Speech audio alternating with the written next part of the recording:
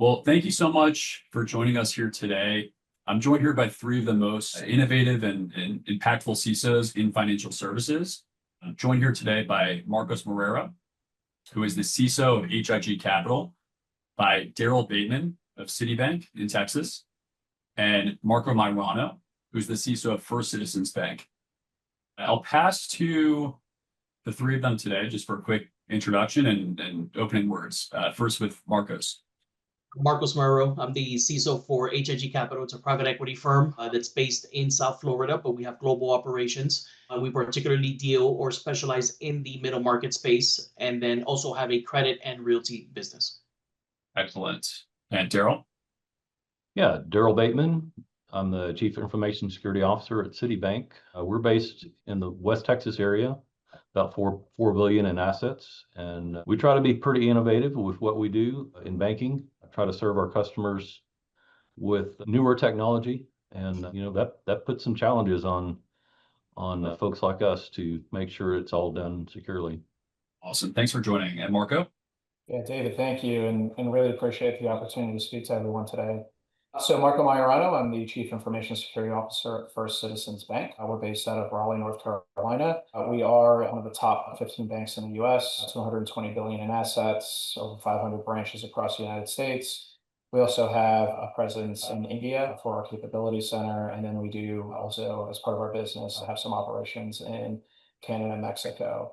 So we've been an organization of acquisitions, so securing our environment has really been a interesting but fun challenge. And our most recent acquisition 2 years ago of Silicon Valley Bank really kind of propelled us into Category 4 financial institution with its own set of interesting challenges. And Marco, how has your team grown with the acquisitions for Citizens Bank and the growth of the bank?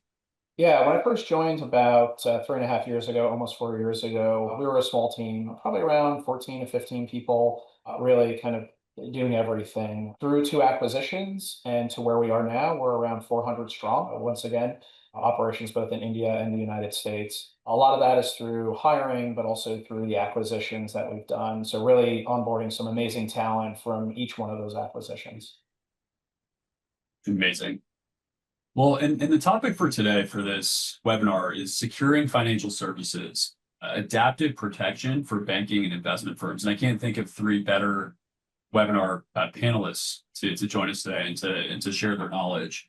So just as a general overview, financial services institutions are under relentless attack in all different types, right? From brute force attempts to social engineering, insider trading schemes, nation state actors trying to take down critical infrastructure. And so this industry faces a unique challenge, right? It's balancing stringent regulatory compliance with the need for real-time security, right? Threat detection, response, and overall risk management. And I think jumping onto that, I think traditional security approaches, especially in this new age of AI, is potentially not that effective. Anything built around compliance checkbox might not be as effective against sophisticated attacks. And so the goal for today is to examine the most critical challenges that a CISO at a bank or investment firm might face today and understand how to really prevent breaches moving forward in this new world.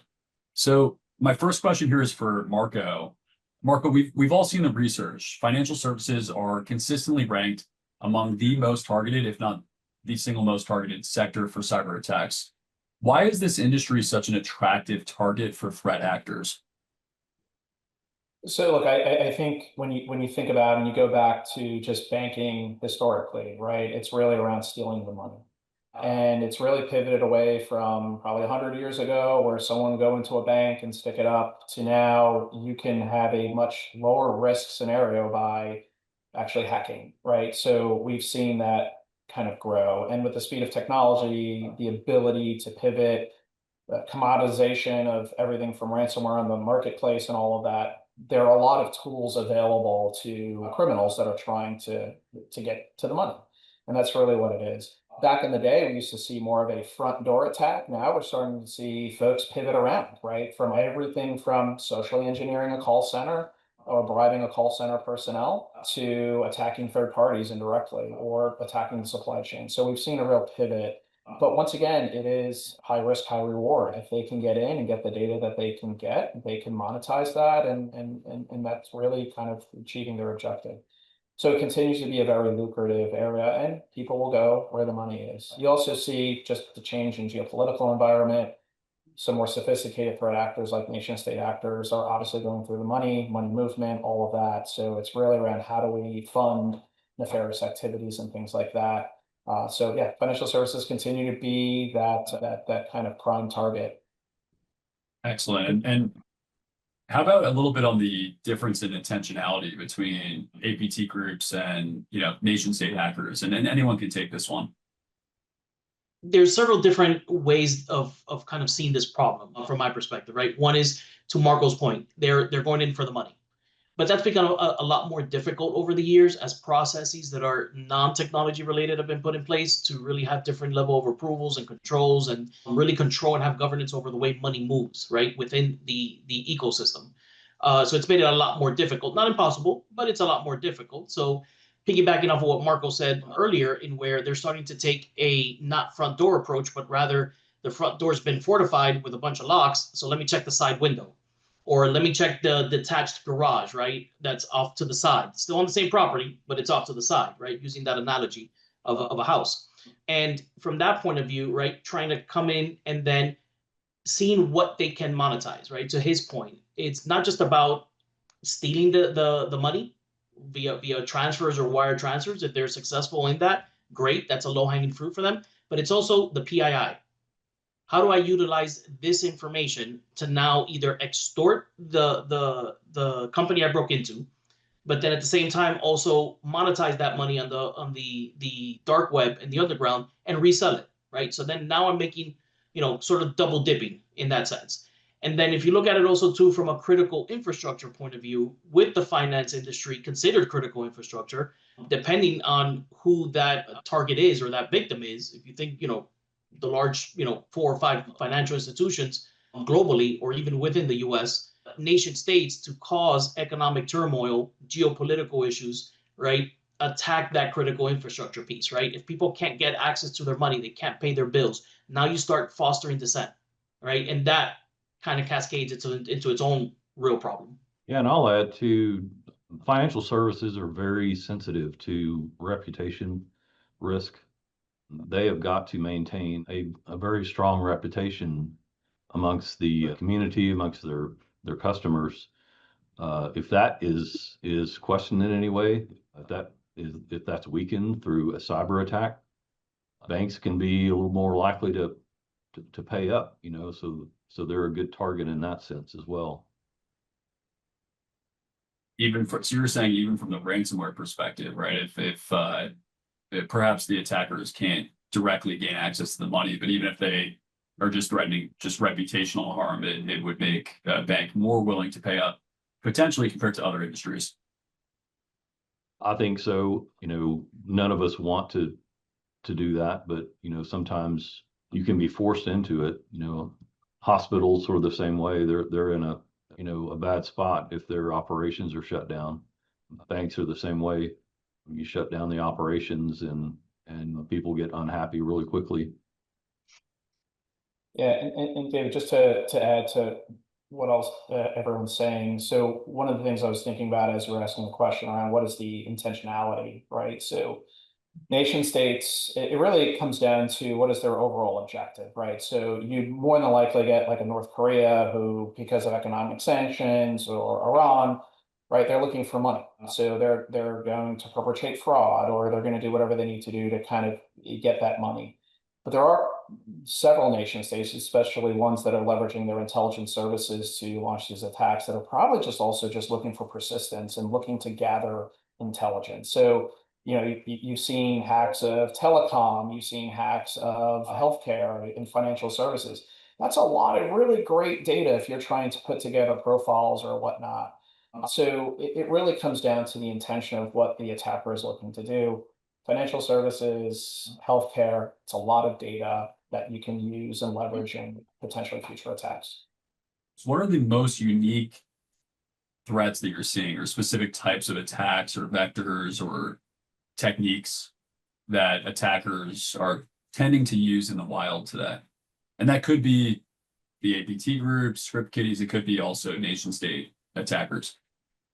Yeah, we're in a unique position, and you can sort of argue that this may be a good thing or a bad thing, depending what lens you look at it through. Because we're a private equity firm, we own X number of portfolio companies that are not directly tied into our network, nor do we provide technology services or anything of that nature. They're independent operating entities. We just happen to own that particular corporation. So we have across all verticals portfolio companies. So defense, manufacturing, healthcare, finance, technology, you name a vertical, and we probably have one or more portfolio companies there. So in our particular case, it's interesting because we have a lens toward seeing a lot of the different type of attacks, from all the way up to the APT. Knock on wood, we haven't really come across anything nation state related, quote unquote, that we know of or we're aware of, down to your basic drive-by attacks, right? Your standard sort of thing that everyone deals with, not just from the portfolio company side, but then also too from the H.I.G side. A lot of times, or majority of the times, what a threat actor will do is, if they can't break into the portfolio company, they'll try to break into H.I.G itself to try to then pivot into the portfolio company in some way, shape, or form, and vice versa. If they can't break into H.I.G, they'll try through the portfolio company to then try to get in. But that's because of a lack of understanding, right, of how everything is really structured in that sense. So we see pretty much kind of the gamut across the board, right? Everything, again, from your drive-by downloads to your more APT style attacks. What about from Darrell and Marco? Anything to add on that point? Yeah, I mean, I think Marco's covered a lot, right? Some of the things that I always am impressed by, if I could say impressed by threat actors, is sometimes what old is new again, right? So sometimes they're going after old vulnerabilities. They're going after call center associates.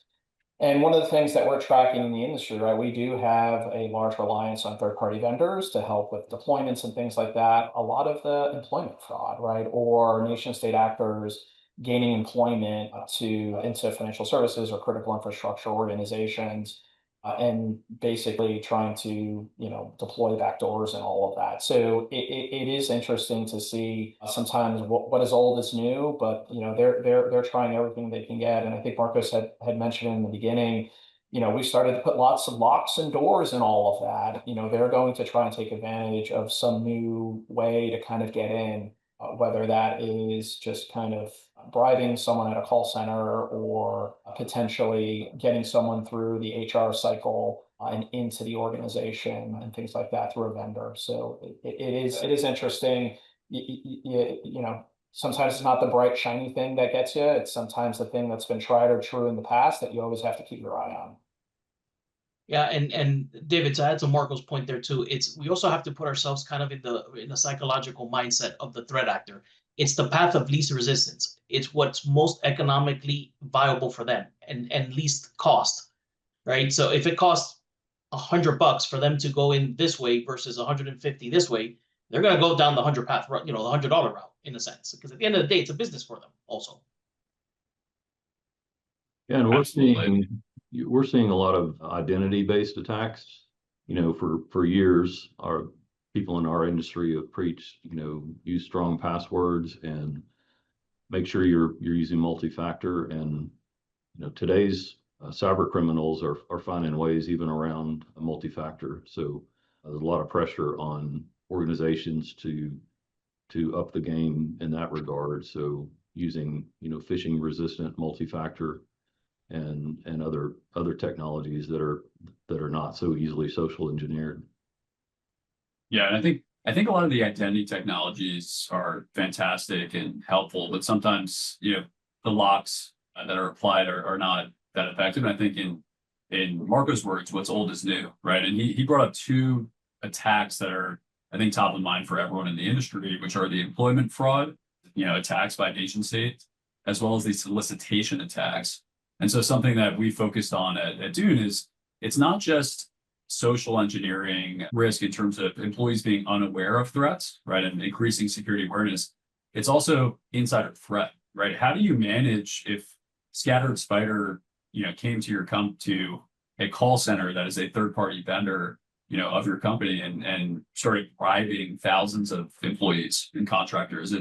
that's something that we've been intently focused on. And that's why we've been working with a lot of the large BPO companies, for example, to simulate the adversaries off channel, right? Even Signal, WhatsApp, Telegram, you name it. I was sitting with a former CISO of one of the biggest PE shops in the world the other night, and he said that he interviewed 51 Fortune 500 CISOs in the past several months. And he said that deepfakes were a huge concern. It ranked as like one of the biggest concerns for these CISOs.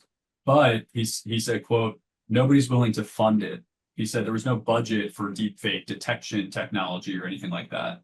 How true is that? I mean, if you think about things like deepfakes and, AI phishing, right? AI phishing enables the barrier for specific social engineering to dramatically drop, where you can send specific messages to thousands of employees in the same amount of time previously would take to send a message to one employee. So for AI phishing and for deepfakes, have you seen that in the wild? How real is that within financial services in the US today? We've not seen it within our bank personally, but I think all three of us here are participate in threat intel feeds. So we're seeing it for sure, just not seeing it with our particular bank. But I do see reports of deepfakes and business email compromise, on steroids, where it's not done through email, it's done through a phone call using a very good impersonation of the CEO or the CFO. So the phishing, the voice clone phishing attacks, yeah. Right. Yeah, we've seen an increase in phishing attacks as well. I will say we did think we had some AI phishing attacks, but it just ended up being a spam and a very lazy marketer using the framework to do that. So, we haven't seen any direct attacks. We're not seeing any deep fake attacks either. We do see attempted business email compromise and things like that, but we haven't seen anything. But to your point, I was at an event last week where there were some banking CISOs and some critical infrastructure CISOs that were talking about they were seeing a rise in it. I think some of the larger brands, you'll see probably more of an attempt to do that and things like that. But we continue to information share and all of that to see if anything's coming our way. In our case, too, we haven't seen anything specific to deepfakes from a H.I.G point of view, or even a portfolio company perspective. We have seen an uptick in the level of cleanliness in the phishing emails, right? And in those attempts, because again, like Darrell mentioned, right, the concept of AI has really just helped lower not just the entry, right, and or lower the barrier into the entry into that particular space, but also the quality, right, of those phishing emails. So those have really gotten a lot better, and that we've definitely seen. Yeah, and these deepfakes are real. We expect to be seeing more of it, and then just more use of AI by the criminal element, and we have to be prepared for that. And it may really change our notion of trust. If you think about a loan officer gets a phone call from a customer that he's worked with for years, and the perpetrator is spoofed the phone number and is using an AI generated voice that sounds exactly like that customer. You think in years past, that would establish a level of trust. The loan officer would immediately say, "Oh, I see the caller ID, sounds just like him." Other elements like the business email compromise done by your imitating the CEO. A lot of CEOs in publicly traded companies are pretty easy to get their video and voice recordings just through the SEC reporting requirements. So it's a real concern, and we have to be prepared for that. We have to be using AI on our side to defend, but we've got to be aware that what we used to trust in the past is maybe not as trustworthy as it used to be. When we think about AI, I think, the way I think about AI today is it's an amazing productivity enhancement, right? If employees can use it effectively, it can really increase both their quantity, their efficiency, and their quality of work. And so if you block it, or if you blocked AI usage, you risk hurting the revenue of the company because the productivity can decrease. So you need to enable it, right? Most companies need to enable it, but how do you enable it safely? How do you defend against misuse of AI or individual employees using, personal accounts, right? How do you ensure that you're giving them the latest technology without risking data loss? Yeah, so I think it's there's several layers to that onion, right? That we can start peeling away, and there's also a certain level of control or controls within each one of those layers. And I think it's important to just start off from a legal and compliance point of view. Develop your policy. What is our AI policy as an organization? This is the thou shall not listing, right? And really make sure that that is democratized within the organization, and that folks attest to it or understand it, sign off on it, whatever the process may be for a particular institution. Start off there. From a technology piece, there's several providers out there that you can use to help kind of rein in the usage of AI, and really just, number one, understand from a discovery point of view what's being used, right? Because it's not just the Perplexities or the Anthropics or the ChatGPTs of the world. You have AI functionality now baked into your existing tech stack. Was that turned on automatically? And if it was turned on automatically, have you done due diligence to understand, is the vendor using that data to train their models, if they're using their own models, right? And then now you start peeling back even more layers where, well, if they're not using their own model, they're using someone else's model. What agreements do they have with the provider of that model, right? And what guardrails are in place? So that's one. Understand just what that looks like from an institution point of view. And again, there's numerous tools out there that you can use for that. And on a daily basis, or maybe even weekly basis, there's new ones popping up. They're very focused on AI alone. I mean, even the big players like the Microsofts of the world, right? They're baking this functionality also into their existing suite of products and services. Once you get past that layer, right, then it's okay. We've determined that we are going to adopt AI. What platform are we going to adopt, right? Let's say, for sake of argument, right, it's ChatGPT Enterprise. Okay, this is what we're going with. Again, communication. Folks, we're using ChatGPT Enterprise. That is our sanctioned Gen AI app. No issues with putting in any data because it doesn't train on it. We're okay with that, right? We've done our due diligence on it. We're okay with this approach. And then it's just the ongoing monitoring at that point, right? It's understanding, okay, who's using what? Is there still usage of unsanctioned applications? Start gently nudging people toward moving toward the sanctioned applications, right? And explaining the risks. I think at face value, it may seem as an industry that we take the security or risk approach to Gen AI to a bit more of an advanced level than where maybe it should be. But if you kind of take a step back and you look at the areas and the controls that I just described, that's the same approach we've taken with other things in the past. So it really isn't anything new. It's the same approach with some tweaks here and there, obviously, but we're still doing the same approach that we've done in the past, right? Institutionalize it from a compliance legal point of view, then understand what it is that you have, do that discovery. This is now what we're going to use, right? Institutionalize then what your platform is going to be, and then the ongoing monitoring of it. Yeah, it sounds like providing it safely, right? You have to kind of aggressively provide it.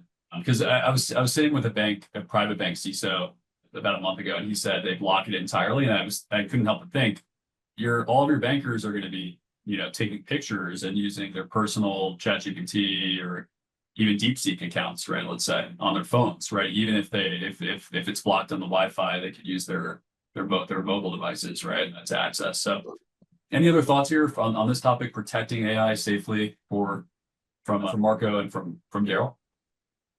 Yeah, I agree with Marcos and his kind of view, and if I could just add, for the sake of hopefully not being too repetitive.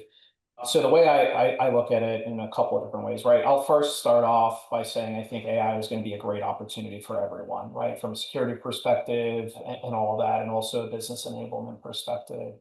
I think one of the things that we're thinking about, we are a highly regulated entity or industry. So for us, there are a myriad of compliance and regulatory requirements. Regulation hasn't really caught up to the technology yet, right? So a lot of what we've been really focusing on is making sure that we have appropriate governance, right? Why are you bringing this in? Do we have the appropriate legalese? How do we protect the data and all of that? The other thing we're also looking at is the type right? So we use this kind of vanilla, it's AI, but are you looking for a ChatGPT? Is it machine learning? All of that. Are you looking for agentic? So it's really working with the business to understand what type, what are they at, what's the business case, what is the objective that they're actually trying to achieve. To Marcus's point, it's really around how do you monitor, right? So your posture management for AI. When I look at AI and some of the use cases that we're looking at potentially leveraging, for deploying agents or whatnot, I look at it in two ways. One, it's an identity issue or an access issue, and it's a DLP issue, just from a regulatory perspective, the risk of that data leaving the firm or being leveraged in a way that we don't want it to be leveraged. When I think about agents, I treat them like people, right? This is an agent that will have access to certain things, need to access certain systems, and they should not deviate from those systems, right? So how do I manage that and look at that? A big question around who owns those agents. Is it the CISO that's it? Is it the business that owns it? So that's a big question we're working through right now. And then also, what DLP rules do I have in place, right? So how do I make sure that the data that I have, if it's an internally generated LL, how do I make sure that that data sits in my tenant and doesn't sit somewhere else and train some other person's model or whatnot? So those are kind of the things that we're looking at. I've talked with some CISOs that have gone all in, right? So now they're catching up from a regulatory or governance perspective. We're a little more on the conservative approach, where we're making sure that that governance is in place, justifications, business justifications, documentation, and then having the controls to make sure that we're deploying it securely and safely. But I go back to, I think I said in the beginning, is it's still a big question mark. We as an industry, or we as CISOs have not, we're kind of growing with the technology. It kind of came out, right? And I know people say AI has been since the 1960s or whatever they're quoting. But right now, this kind of, when people think AI, they're thinking ChatGPT, and now they're talking about AI agents writing code, right? And how do we do that? So we're catching up, and we're trying to figure out how to also manage it from a security perspective as well. So there's more to come, and it's going to develop. But I do think the answer to some of the AI security is AI. But we as an industry just have to get together and really figure out how we're going to do this safely and securely. Well, everything is always changing in this discipline. The criminal element, the attackers, the threat actors are always getting more sophisticated, getting more skilled, and AI is just up the game even more. So it's a matter of staying up with it, keeping up with the technology, and really it's a big burden on training your employees as well. That's always been a challenge, is to make sure your last line of defense, which is your employees that have access, that need access, can do their jobs without falling prey to social engineering or just making mistakes that could cost the organization. So it's a lot to keep up with, but it's also kind of fun. I'm anxious to see how the defensive technology and the gates that we can put around AI and how those are developed and utilized in the future. How do you adapt the posture that you treat individual employees with, perhaps in this new world, with new advanced persistent threats, social engineering risk, and lack of awareness, perhaps, but also really intense insider threat and increased incentives for the attackers to come in through insider threats, through things like bribing call center employees, let's say. So how do you think about dealing with different employees differently, right, based on their risk and their role? Yeah, no, I mean, that's a great question. And I'll start off by saying no two employees are the same, right? So having an ability to really leverage a tool that understands the kind of risk profile that person presents, right? So someone who handles money is very different than someone who maybe works in a mailroom versus someone who has access to confidential supervisory information. And then also understanding their behavior, right? How are they logging in? How are they interacting? Things like that. And then also, how do we leverage the training, right? So one of the things that we can do to help as security professionals is not assume everybody knows or they should know, but things are changing. The variability is always different. Every day there's something new coming out.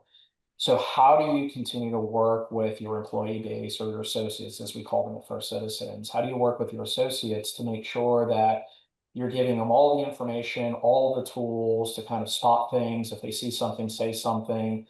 how do you make sure that you're providing them constructive feedback, right? Not a, hey, you clicked on this link and now you require 20 years of training. We're going to let your manager know that you did something bad, but really kind of work with them to kind of show them, hey, based on kind of what you're doing and the attacks and all of that, we'll feed you the data that we need to help you be better, be a better employee and all of that. Because people are going to want to know how they do it, right? The amount of times folks come to me and say, I clicked on that link or that phishing link. Oh no. It's like, no, this is good because we now can identify an area that we need to work with you on. And if I can individualize that for folks, that's a huge, powerful tool I can give to them.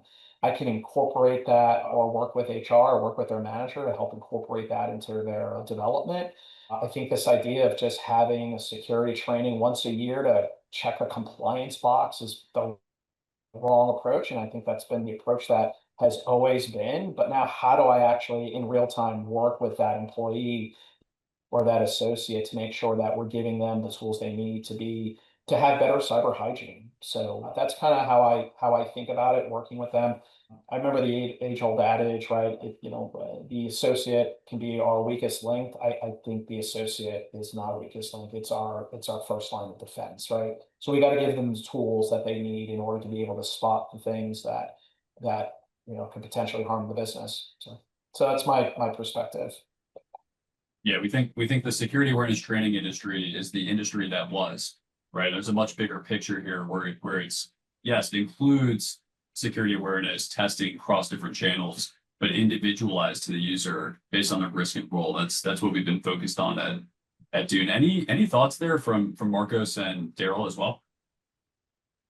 Yeah, I completely agree with Marco, right? The training, the once a year trainings for a compliance checkbox is something that it died a long time ago. We just sort of kind of never really did anything with it as an industry because we really didn't have any viable solutions that can replace that. Then, a couple of years ago, I would say maybe 5 to 7 years ago, probably 7+ years ago, I started hearing more about the concept of human risk and human risk management, right? It's about managing the risk, the cyber risk of the particular individual. And I remember those conversations starting around conversations on insider risk. And when that was taking off, right, is when then that sort of concept materialized. And it's the right approach. And it's one of those things where I think as CISOs and security practitioners, we wish this is how it would have materialized, from the beginning, because it would have had a much more lasting positive impact, I think, on our industry and our employees. And at the end of the day, too, right, it's not just you have to do this once a year training so I can check this box. And as an organization, we can say we're okay. Now, from a individualized and personalized point of view, they see that you care. You're investing time in specific areas. You're not making them sit through something that they just have to sit through. And that starts now moving the employee from the point of view of this is something I have to do to, oh, they really care about my learning and development, right? To Marco's point. Let me ask additional questions on certain things I had, maybe some questions on or maybe doubts on or whatnot. And it just helps take that forward, I think.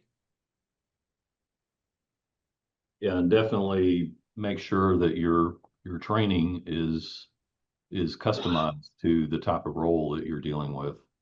A mortgage lender faces different types of possible phishing attacks and interactions with customers compared to someone in accounts payable, for instance.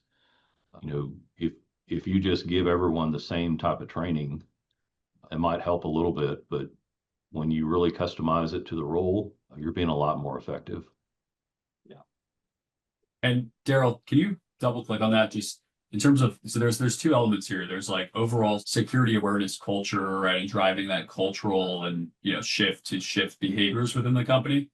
Can you touch on that, just that in a broader sense, how to shift culture, what you've seen in your career? Yeah, the culture is really important. If your top leadership has an attitude of, yeah, security is sort of secondary to, the bottom line, I think that type of organization is going to be at a lot greater risk. Fortunately, in my company, it's a big priority. And so I think we have a pretty good culture here from the top down. People are aware that security issues are important to the bank, but they're also important to people personally. You know, the things that we teach our employees about how to stay secure and how to keep the bank safe are just as applicable to them in their personal lives, you know, to make sure that they're not defrauded through all the various financial scams that are out there.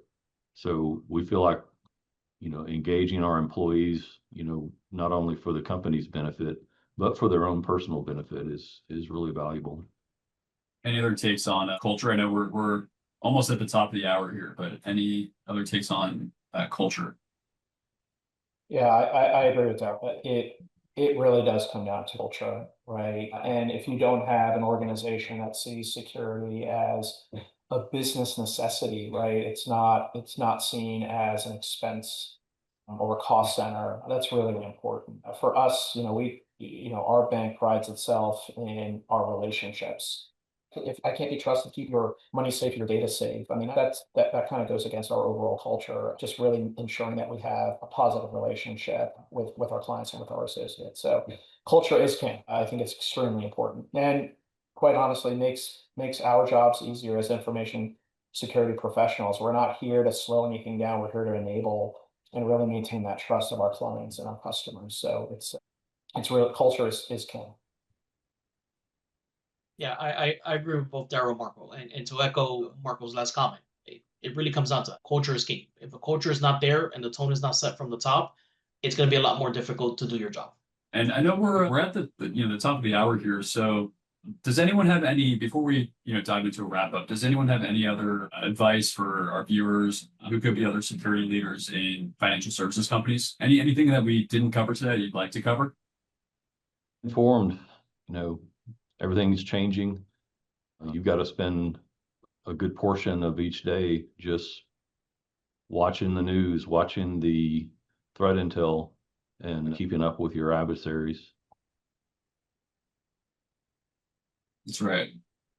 Yeah, I agree with Darrell. Maintaining that pipeline of intelligence and insights as up to date as possible within your organization and specifically more within your information security organization and your security operations, it's key because to Darrell's point, right? And he mentioned this earlier, I think techniques are constantly changing, right? And attackers are constantly pivoting toward either retweaking existing attacks or going back to the basics or coming up with something new and novel, right? Or maybe even from a risk point of view or cyber risk point of view, a risk that maybe we have not as an industry overall thought about it. And if you stay up to date with those, it allows you to, one, just digest that information much easier versus just having your security operations, for example, having to digest that info and immediately start prescribing, right? As a CISO, our job is to manage risk, particularly cyber risk at the end of the day, because that's really what it comes down to.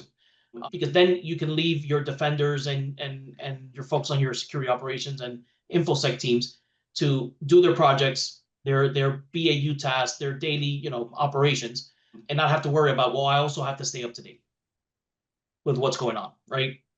So it's extremely important because it's the only way that we know what we know versus knowing or not knowing the unknowns.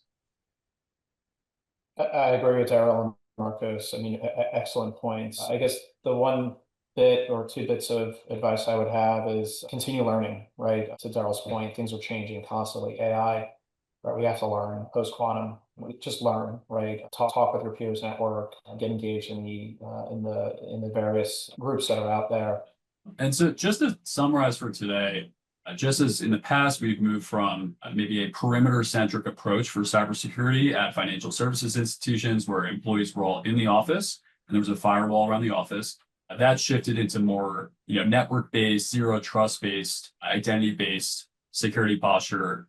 Static security models are continually being taken down in favor of something that's a little bit more flexible and adaptable, right? Attackers are moving faster than ever, and so adapting the employee layers is incredibly important as well through like role-based access controls, behavioral monitoring, and ensuring that CISOs and teams understand the risk and role of individuals to contain both insider threat risk as well as social engineering risk.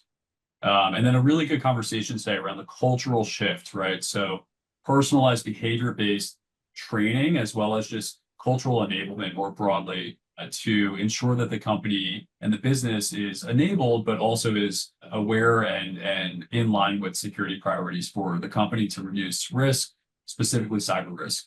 Thank you so much today to Darrell, to Marco, and to Marcos. Really incredible leaders sharing some great wisdom today. Thank you for the time. Our viewers really appreciate it. Thank you for having us. Thank you.